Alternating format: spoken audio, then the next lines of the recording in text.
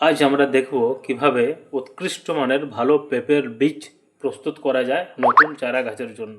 প্রথমে একটা পাকা পেঁপে আমরা সংগ্রহ করে নিয়েছি এবং এই পাকা পেঁপে থেকে আমরা বীজগুলো সংগ্রহ করব।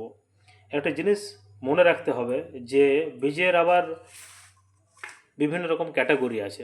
এই পুরো পেঁপেটার বীজটা কোন জায়গার বীজটা সবচেয়ে উৎকৃষ্ট মানের হবে সেটা আমরা বোঝার চেষ্টা করবো। আমরা অনেক সময় দেখি যে একটাই পেঁপে থেকে যখন আমরা বীজ ফেলি, কোনো পেঁপের সাইজ বেশ লম্বা লম্বা বড় হয়, কোনোটা ছোট হয়। তাহলে এই পেঁপেটার জাস্ট এই ধারের অংশটা যদি আমরা বাদ দিই আর এই ধারের অংশটা যদি বাদ দিই, মাঝের যে অংশটা আছে সেই জায়গায় যে বীজটা থাকে সেটা হচ্ছে সবচেয়ে উৎকৃষ্ট মানের বীজ এবং সেই বীজটা থেকে খুব ভালো সাইজের ফলন হবে।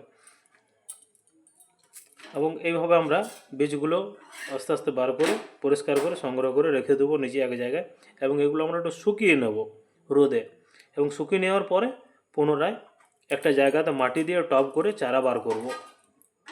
এই বীজগুলো এভাবে, যেগুলো আপনারা দেখতে পাচ্ছেন কীভাবে পুষ্ট দানাগুলো দেখাচ্ছে, হ্যাঁ, যেগুলো মোটা সলিড সাইজ সেই বীজগুলো সবচেয়ে পুষ্ট বীজ, সেগুলো থেকে ভালো চারা উৎপন্ন হবে।